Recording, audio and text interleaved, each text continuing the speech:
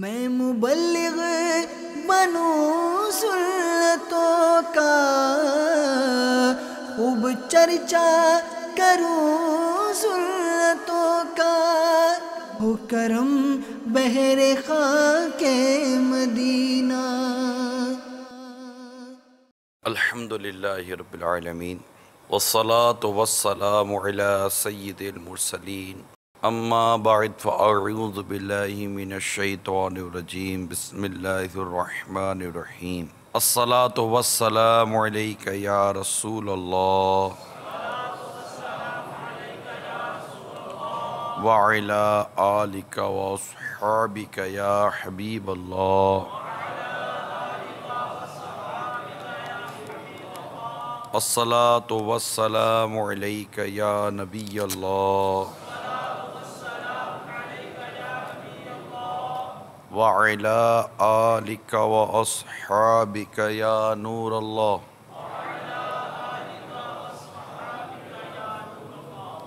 آقا مدینہ صلی اللہ تعالیٰ علیہ وآلہ وسلم نے ارشاد فرمایا، تم اپنی مجلسوں کو مجھ پر درود پڑھ کر آراستہ کرو، تمہارا درود پڑھنا قیامت کے روز تمہارے لیے نور ہوگا۔ صلو علی الحبیب صلی اللہ تعالی علیہ وسلم۔ نیت المؤمن خیر من عملہ، یعنی مسلمان کی نیت اس کے عمل سے بہتر ہے۔ اچھی نیت یہ انسان کو جنت میں داخل کروا دیتی ہے۔ اللہ کی رضا پانے اور ثواب بڑھانے کے لیے آئیے پہلے کچھ اچھی نیتیں کر لیتے ہیں۔ اول تا آخر بیان میں شریک رہیں گے، موبائل فون کا استعمال اول تا آخر نہیں کریں گے۔ حسب موقع عز و جل صلی اللہ علیہ وسلم رضی اللہ تعالیٰ عنہ رحمت اللہ تعالیٰ علیہ کہیں گے، توجہ کے ساتھ سنیں گے۔ میں بھی نیت کرتا ہوں کہ اعلیٰ کلمت الحق، یعنی اللہ تعالیٰ کا کلمہ بلند کروں گا، نیکی کی دعوت دوں گا، برائی سے منع کروں گا۔ بخاری شریف کی حدیث ہے، بلغوا عنی ولو آیا، پہنچا تو میری طرف سے اگرچہ ایک ہی آیا تو اس کی پیروی بھی کروں گا۔ کہا لگانے اور لگوانے سے بچوں گا۔ حسب موقع عز و جل صلی اللہ تعالیٰ علیہ وسلم رضی اللہ تعالیٰ عنہ اور رحمت اللہ تعالیٰ علیہ کہوں گا۔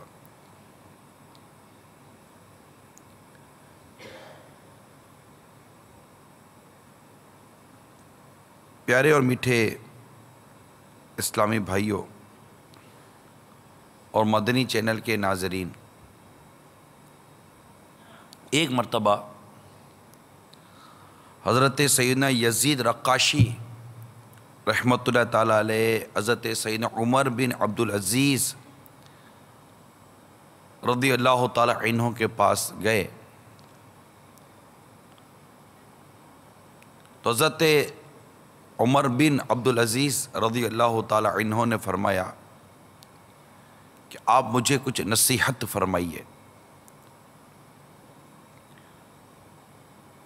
حضرت سیدنا یزید رقاشی رحمت اللہ تعالیٰ علیہ نے فرمایا، اے امیر المومنین، آپ وہ پہلے خلیفہ نہیں جو مریں گے، یعنی آپ سے پہلے خلفاء بھی وفات پا گئے اور آپ بھی وفات پا جائیں گے۔ سیدنا عمر بن عبدالعزیز رضی اللہ تعالیٰ عنہ نے رونا شروع کیا اور فرمایا کچھ اور فرمائیے۔ حضرت سیدنا یزید رقاشی رحمت اللہ تعالیٰ علیہ نے کہا، فرمایا آپ اور حضرت آدم علیہ السلام کے درمیان آپ کے آباء و اجداد میں سے کوئی زندہ نہیں ہے۔ پھر خلیفہ روئے اور بہت روئے اور فرمایا کہ کچھ اور فرمائیے۔ فرمایا کہ جنت و دوزخ کے درمیان کوئی تیسرا مقام نہیں۔ اس پر عمر بن عبدالعزیز رضی اللہ تعالیٰ عنہ روئے اور گش کھا کر گر پڑے۔ پیارے میٹھے اسلامی بھائیوں،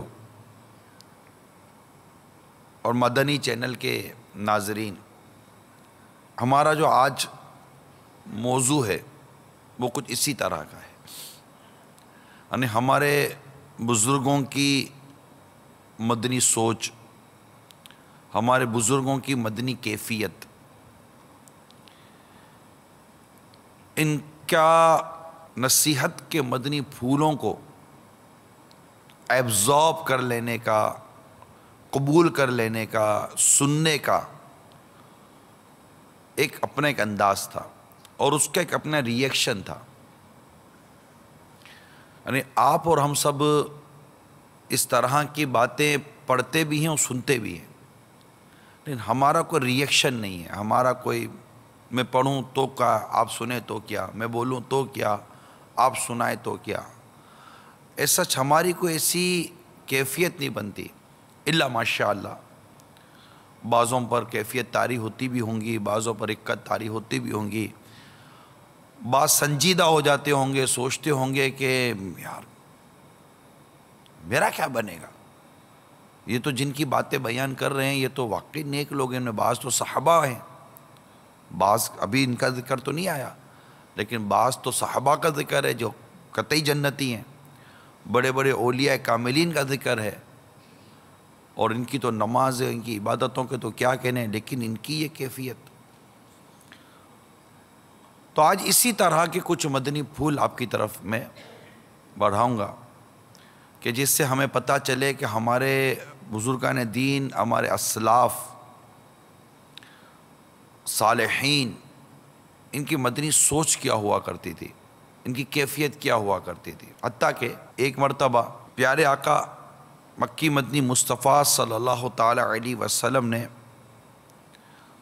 سورہ مزمل کی یہ آیات تلاوت کی کہ بے شک ہمارے پاس بھاری بیڑیاں ہیں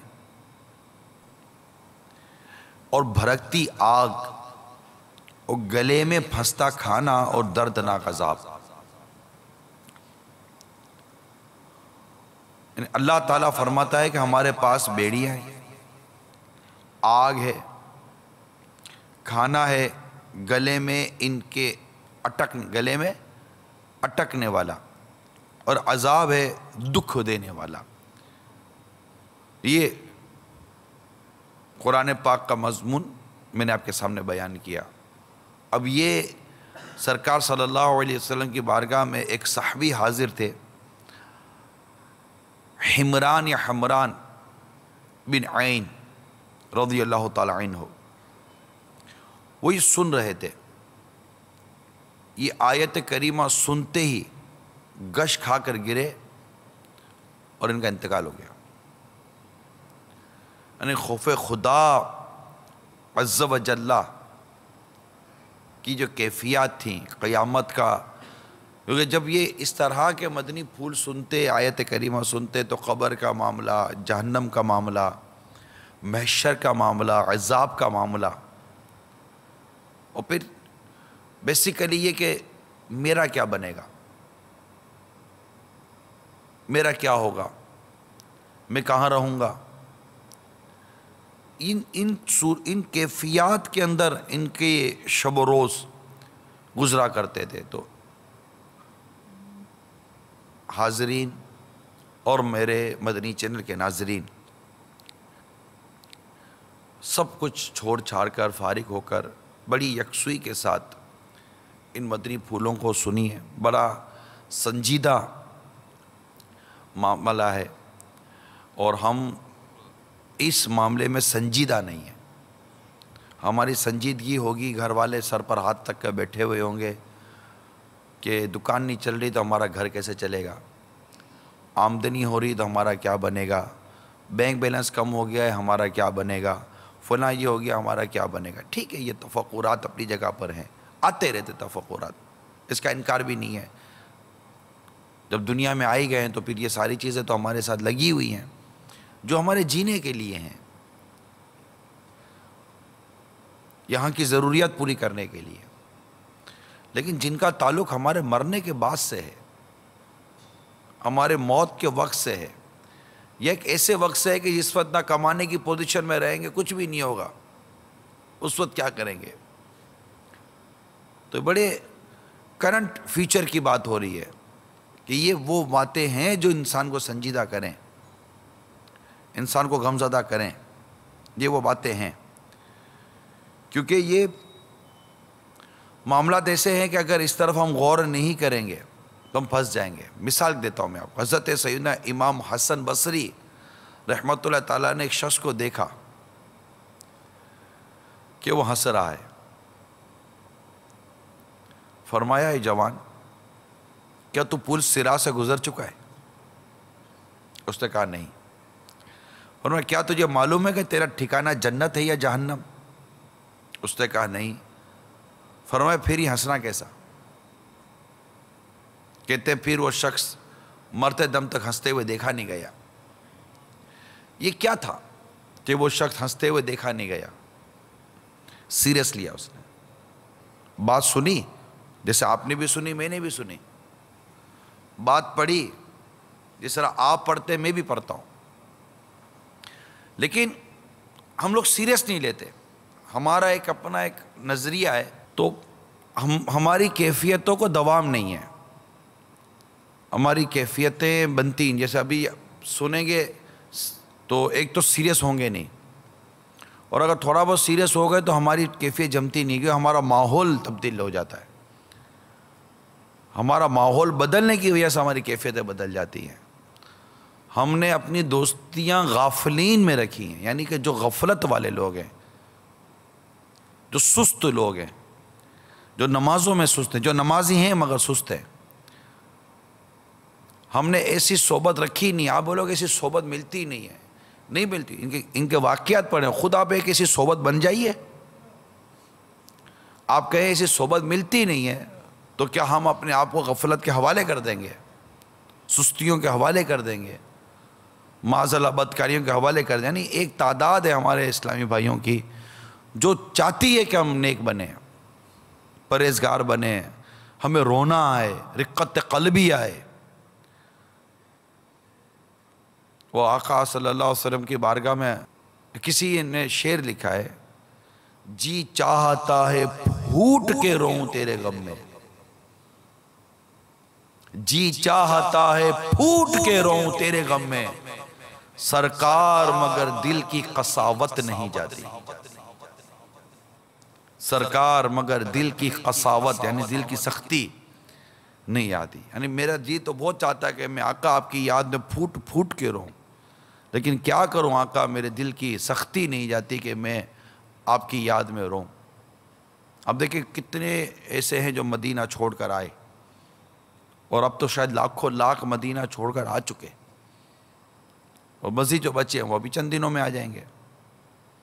جب آتے ہیں تو اس وقت ایک کیفیت ہوتی ہے، لیکن وہ کیفیت چونکہ ہمارا ماحول نہیں ہے نا۔ اگر ہم ایسو کہ جیسے رمضان مبارک جب رخصت ہوتا ہے تو عاشقان رمضان کی ایک کیفیت ہوتی ہے، لیکن اس کیفیت میں زیادہ دیر تک ٹھہراؤ کیوں نہیں ہوتا؟ ایک تو کیونکہ ہم نے ہی ایسی صحبت اختیار کی ہوئی ہے، ایک تو ہم ہی عجیب و غریب لوگ ہیں، ہماری طبیعتوں میں ٹھہراؤ نہیں ہے۔ خوشبوئیں دو طرح کی ہوتی ہیں، آپ کو پتہ ہوگا، لگاؤ تو تھوڑی دیر کے لیے آتی ہے پھر اڑ جاتی ہے، اور بعض خوشبو ایسی ہوتی ہیں کہ جو لگاؤ تو کپڑا دھلنے کے بعد بھی رہتی ہے، اس پہ ٹھہراؤ ہوتا ہے، وہ بڑی قیمتی ہوتی ہے، ٹھہراؤ یہ بڑی قیمتی خوشبو ہوتی ہے۔ تو ہماری طبیعتوں میں ٹھہراؤ نہیں ہے، کچھ دیر کے لیے کیفیت کی خوشبو آتی ہے پھر کافور ہو جاتی ہے، ختم ہو جاتی ہے۔ تو رمضان مبارک جب تشریف لے گیا، کیفیت تھی چند ہی دنوں میں یا اگلے ہی روز عید کی نماز کے بعد ہی ہماری کیفیتیں، وہ بھی عید تک بھی جن کی کیفیتیں رہی نصیب والوں کی رہی، اس کے علاوہ تو مسجد سے نکلے اور کیفیتیں ختم ہو گئی۔ ہماری کیفیتیں بہت جلدی ٹوٹتی ہے، بہت جلدی نکل جاتی ہیں، ہماری طبیعتوں میں ٹھہراؤ نہیں ہے، ہماری کیفیتوں میں ٹھہراؤ نہیں ہے۔ اسی طرح جو مدینہ منورہ سے آتے ہیں، جب مدینہ چھوٹ رہا ہوتا ہے تب واقعی وہ ایک تعداد ہے جو رو رہی ہوتی ہے، کیفیت، یہ میں سب کیفیتوں کی بات کر رہا ہوں، وہ کیفیت ہے۔ لیکن جب بس میں بیٹھتے ہیں اور تھوڑا سا آگے نکلتے ہیں تو یار یہ لانا وہ لانا، ارے ذرا روکنا، یہ کرنا وہ کرنا، کرتے کرتے کرتے کرتے ابھی تو مدینہ چھوڑے 1 گھنٹہ نہیں ہوا کہ مسکراہٹ چہرے پر آ جاتی ہے۔ امیر سنت کہتے ہیں نا، ارے او زائر مدینہ تو خوشی سے ہنس رہا ہے، دل غم زدہ جو لاتا تو کچھ اور بات ہوتی۔ یہ ہوتا ہے، کچھ اور بات ہوتی، یعنی یہ بھی ایک افسوس کی بات ہے کہ میری یہ کیفیت نہیں ہے۔ میں جو یوں مدینے جاتا تو کچھ اور بات ہوتی، کبھی لوٹ کر نہ آتا تو کچھ اور بات ہوتی۔ میں مدینے تو گیا تھا، یہ بڑا شرف تھا، لیکن کبھی لوٹ کر نہ آتا تو کچھ اور بات ہوتی۔ ارے زائر مدینہ تو خوشی سے ہنس رہا ہے، دل غم زدہ جو لاتا، دل غم زدہ جو پاتا تو کچھ اور بات ہوتی۔ پھر خود کو کہہ رہے ہیں، کیوں مدینہ چھوڑ آیا، تجھے کیا ہوا تھا عطار، کیوں مدینہ چھوڑ آیا، تجھے کیا ہوا تھا عطار، وہیں گھر اگر بساتا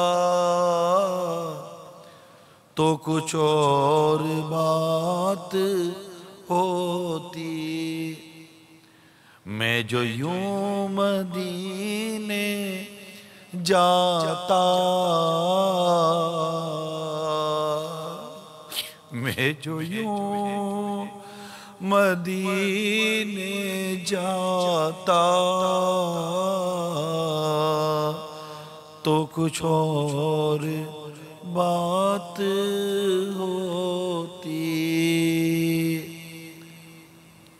مگر ہماری کیفیتوں کو دوام نہیں ہے، ہماری کیفیتوں کو ٹھہراؤ نہیں ہے، سنجیدگی سے ہم کوسوں دور ہیں، ہم تفریحات میں لگے ہوئے ہیں، جس کو آج کی اس موجودہ دور میں انٹرٹینمنٹ کا نام دیا جاتا ہے، تفریحات کا نام دیا جاتا ہے۔ ہر شخص گویا کہ تفریح ڈھونڈ رہا ہے۔ ارے خدا کے بندو، زندگی تفریح بنا دی ہے، تمہاری زندگی مذاق بنی ہوئی ہے، تم مذاق کہاں ڈھونڈ رہے ہو؟ تمہاری زندگی فضولیات میں پڑ گئی ہے، تم فضولیات کہاں ڈھونڈ رہے ہو؟ تم خوشیاں ڈھونڈ رہے ہو، تم تو خود غفلت کی دنیا میں ہو، غفلت کی دنیا میں کیا خوشیاں ڈھونڈ رہے ہو؟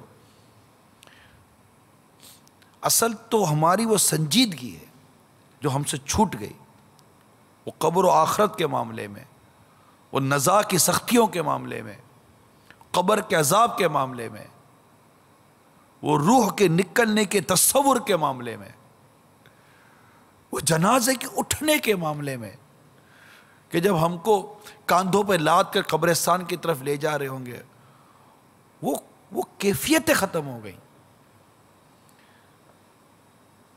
آج طرح طرح کی خوشی ہے. شہرت ملتی ہے تو خوشی ہوتی ہے, عزت ملتی ہے تو خوشی ہوتی ہے, منصب ملتا ہے تو خوشی ہوتی ہے نا.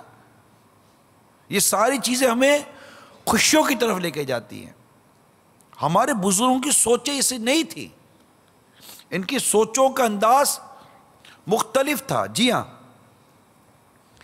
حضرت سیدنا عمر بن عبدالعزیز رضی اللہ تعالی عنہ کی زوجہ محترمہ فاطمہ بنت عبد الملک رضی اللہ تعالی عنہ نے مجھ سے فرمایا, راوی کہتے ہیں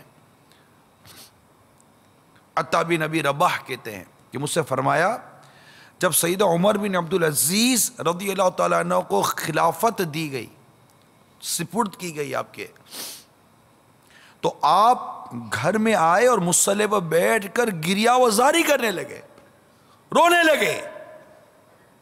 خلافت ملی ہے, سیٹ ملی ہے, عہدہ ملا, اقتدار ملا ہے. آپ اقتدار کے لیے لڑائیاں ہیں, اقتدار کے لیے رہا جاتا ہے, اقتدار کے لیے قتل و غارت گیری کی جاتی ہے. کیا نہیں کیا جاتا آج منصب, اقتدار اور سیٹ کے لیے, اسٹیٹس کے لیے. آپ مصلی پر بیٹھ کر گریہ وزاری کرنے لگے جب خلافت آپ کے سپرد کی گئی. آپ چاہتے نہیں تھے میں خلیفہ بنوں, مگر بن گئے. قدرت کا منظور تھا اور امت پر کرم ہونا تھا. یہ امت پر کرم ہونا تھا کہ اس امت کو عمر بن عبدالعزیز رضی اللہ تعالی عنہ جیسا خلیفہ ملا. اللہ کا جتنا شکر ادا کرے کم ہے کہ 30 ماہ کی مختصر سی مدت میں انہوں نے قوم کی حالت بدل کے رکھ دی.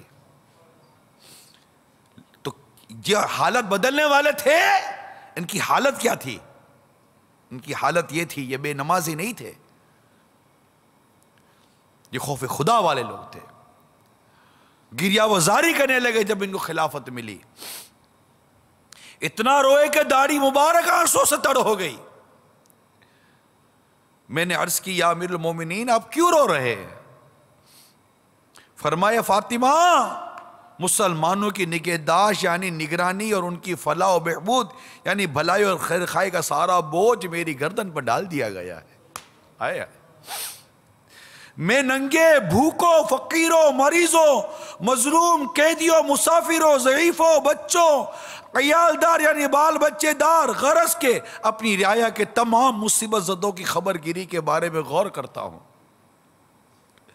اور سوچتا ہوں کہ کہیں ان میں سے کسی ایک کے بارے میں بھی اللہ تعالیٰ نے مجھ سے باز پرس یعنی پوچھ کچھ فرما لی اور مجھ سے جواب نہ بن پڑا تو میرا کیا بنے گا. میں اسی فکر میں رو رہا ہوں کہ ہمارے بزرگوں کی مدنی سوچ ہوا کرتی تھی. صرف اس معاملے میں نہیں, یعنی جو بنیاد ہے وہ قبر آخرت کا معاملہ ہے کہ میرا بنے گا کیا, میں یہ کیسے کر سکوں گا, میں کیسے اٹھا سکوں گا. یہ خوف خدا والے تھے. خلافت سے پہلے عمدہ ترین خوشبو یعنی فیشن عمر بن عبدالعزیز سے چلا کرتی تھی رضی اللہ تعالیٰ عنہ, ایسے تھے. اور جب ان کا انتقال ہوا تو ایک عیادت, بیمار تھے, وفات سے چند دنوں پہلے کی بات ہے کہ ایک شخص نے آ کر ان کی عیادت کی تو گھر میں کہا کہ کچھ امیر المومنین کے کپڑے بدل دیں, لوگ عیادت کے لیے آتے. تو گھر والوں نے بتایا کہ کیسے بدلے, ایک ہی جوڑا ہے, یہی دھوتے تھے یہی پہنتے تھے. یہ میرے امیر المومنین کی کیفیت تھی. ہماری تو الماریاں بھری ہوئی ہیں, ہمیں تو روز کے نئے لباس نکلتے. کئی ہزار کی آمدنی تھی ان کی جب امیر المومنین بنے تھے, کئی ہزار کی آمدنی تھی ان کی. ان کے صاحبزادے فرماتے ہیں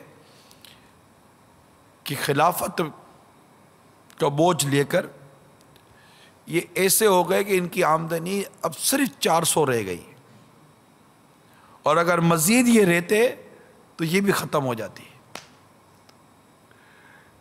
ایک جملے میں ان کی سیرت بیان کی جاتی ہے عمر بن عبدالعزیز رضی اللہ تعالیٰ عنہ کہ وہ یہ تھی کہ انہوں نے اپنے آپ کو امت کے لیے وقف کر دیا تھا.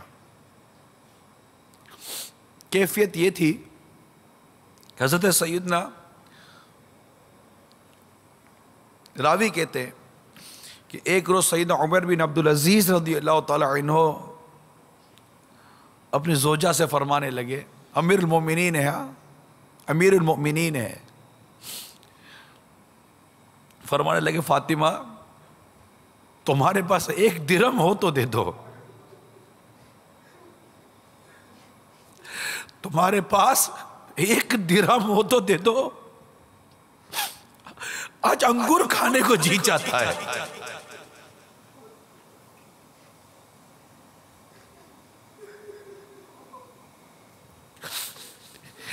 1 درہم ہو تو دے دو، آج انگور کھانے کو جی چاہتا ہے۔ زوجہ محترمہ نے عرض کی میرے پاس درہم کہاں، گھر میں درہم نہیں ہے، امیر المومنین کا گھر ہے، مسلمانوں کے امیر المومنین کا گھر ہے، انگور کھانے کے لیے 1 درہم نہیں ہے۔ کہنے لگی کیا آپ امیر المومنین ہو کر 1 درہم کی بھی حیثیت نہیں رکھتے؟ قربان جاؤں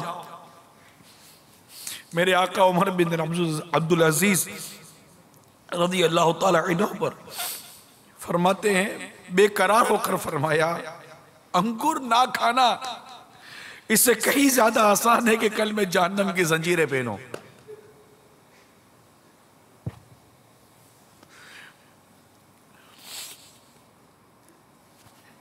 یہ قیامت کے حساب سے ڈرتے تھے۔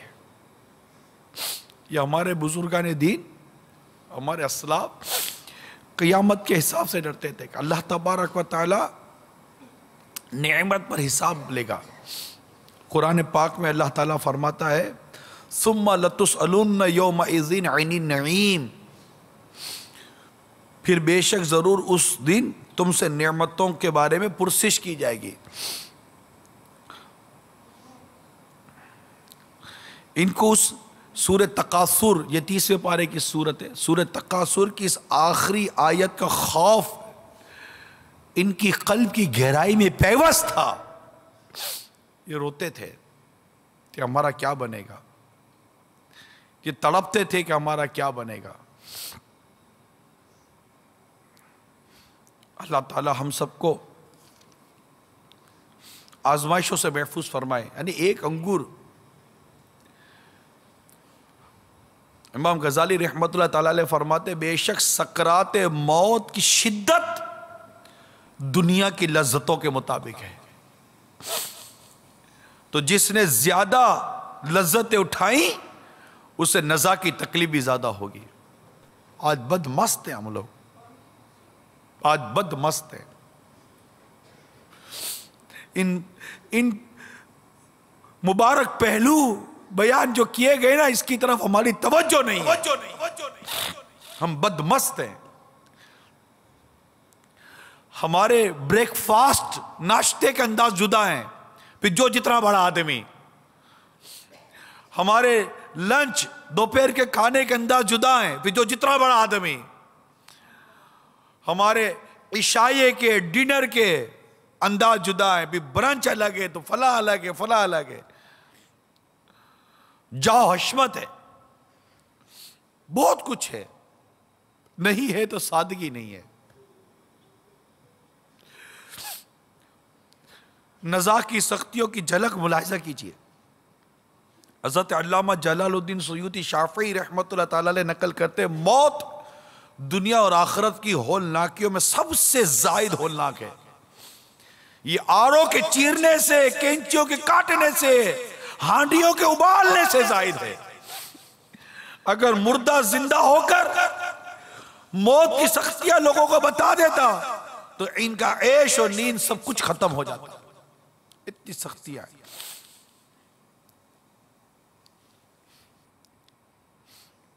فانی لذتوں سے اپنے آپ کو بچانے کا جذبہ بڑھانے اور دنیاوی نعمتوں کے سبب ہونے والے حساب آخرت سے خود کو ڈرانے کے لیے دل ہلا دینے والے 9 فرامین مصطفیٰ سنیے۔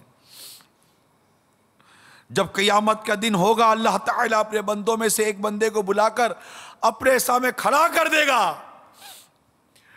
اس سے اس کے جاہ و مرتبے کے متعلق، اس کا جو شہرت و مرتبہ ہے نا، یہ جتنے بھی مشہور و اہل مرتبے والے لوگ کہلاتے ہیں، سارے دل کے کانوں سے سنو، اس کے جاہ و مرتبے کے متعلق اس طرح سوال کرے گا جس طرح کے مال کے بارے میں سوال فرمائے گا۔ دوسری حدیث، بندہ کوئی بھی قدم اٹھاتا ہے تو قیامت میں اس سے سوال ہوگا کہ وہ قدم کس لیے اٹھایا تھا۔ تیسری حدیث، قیامت کے روز سب سے پہلے بندے سے یہ سوال ہوگا کہ کیا میں نے تیرا جسم تندرست نہیں رکھا تھا؟ کیا میں نے تجھے ٹھنڈے پانی سے سیراب نہ کیا تھا؟ تو نے ان کے حقوق ادا کیے یا نہیں؟ چوتھی حدیث، مالک و مملوک یعنی غلام اور زوج یعنی شوہر اور زوجہ کو لایا جائے گا، میاں بیوی، پھر ان سے حساب ہوگا، یہاں تک کہ مرد سے کہا جائے گا تو نے فلاں فلاں دن لذت کے ساتھ پانی پیا، اور شوہر سے کہا جائے گا فلاں عورت سے نکاح کیے کہ اور بھی طلبگار تھے لیکن تو نے اس کا نکاح چاہا تو میں نے ان سب کو چھوڑ کر اس کا نکاح تیرے ساتھ کر دیا، کیا تو نے نعمتوں کا حق ادا کیا؟ نمبر 5، قیامت میں مومنین سے ہر عمل کا سوال ہوگا، یہاں تک کہ اس سے اپنی آنکھوں میں سرما ڈالنے کے متعلق بھی سوال کیا جائے گا۔ قیامت، قیامت اور قیامت۔ نمبر 6، بندہ جو خطبہ پڑھتا یعنی وعظ اور بیان کرتا ہے، اس کے بارے میں بھی اسے سوال ہوگا کہ اس سے تیرا کیا ارادہ تھا۔ نمبر یعنی مبلغین، مقررین، واعظین، غور فرمائیں کہ بیان کا مقصود نیکی کی دعوت تھی یا بیان کی تعریف اور واہ واہ کا طلب یا حصول شہرت یا دولت؟ کیوں کیا یہ بیان؟ کیا چاہتا ہے بیان کرنے والا؟ یہ اس پر غور کرے، اس کی نیت کیا ہے، سوال کیا جائے گا اس سے، کیوں کیا تھا یہ۔ نمبر 7، جو شخص کسی شے کی جانب بلائے گا، قیامت کے روز اس سے اس کی دعوت یعنی بلانے کے ساتھ کھڑا کیا جائے گا، خواہ ایک ہی آدمی کو دعوت کیوں نہ دی ہو۔ اس روایت میں خلوص کی طرف اشارہ ہے، مثلا نیکی کی دعوت محض رضا الہی کے لیے دی تھی یا کوئی اور مقصد تھا۔ انفرادی کوشش کرنے والے مبلغین بھی غور فرمائیں، کیوں کر رہے ہیں اس پہ انفرادی کوشش؟ کیا چاہتے ہیں؟ دولت چاہتے ہیں؟ شہرت چاہتے ہیں؟ اللہ نہ کرے کوئی گندی اور بری نیت چاہتے ہیں؟ کیا ہے آپ کا مقصد؟ کیوں اس پہ انفرادی کوشش کر رہے ہیں؟ پھر انفرادی کوشش کرنے کے لیے یہ دولت مندی کیوں ملا؟ وہ غریب بوڑھا کیوں نہ ملا؟ وہ خوبصورت لڑکا ہی کیوں ملا؟ وہ دوسرا کیوں نہ ملا؟ کیوں؟ آپ کی آنکھ اس کی طرف کیوں بڑھی؟ آپ کا دل اس کی طرف کیوں بڑھا؟ کیا کشش تھی؟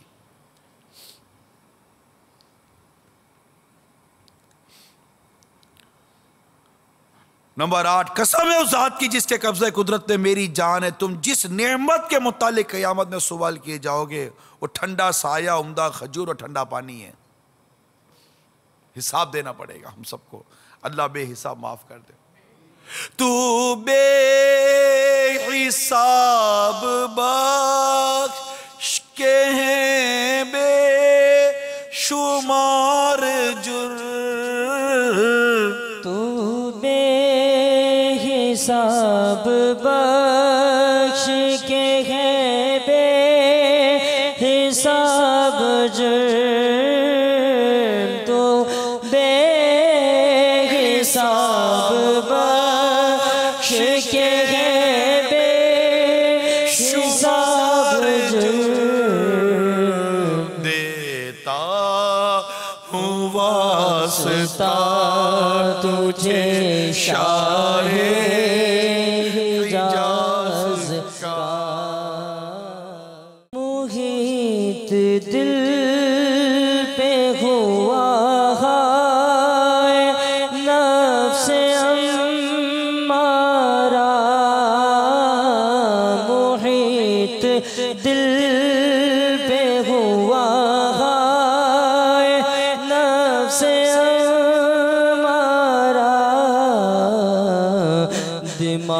داغ پر میرے ابلیس چھا گیا یا رب اللہ ہمارے بے حساب مغفرت فرما دے، اللہ ہمیں بے حساب معاف کر دے، اللہ تعالی ہمارے بس بلا حساب ہمیں جنت عطا کر دے، ہم نعمتوں کا حساب دینے کے نہ لائق نہ قابل،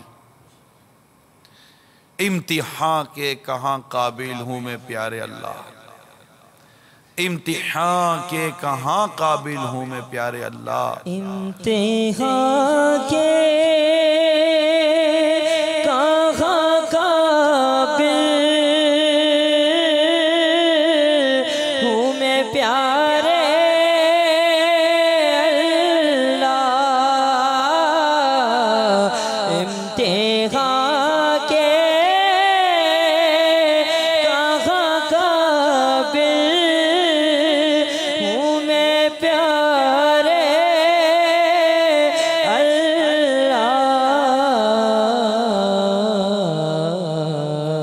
بے سبب بخش دے مولا، تیرا کیا جاتا ہے، بے سبب بخش دے مولا، تیرا کیا جاتا ہے۔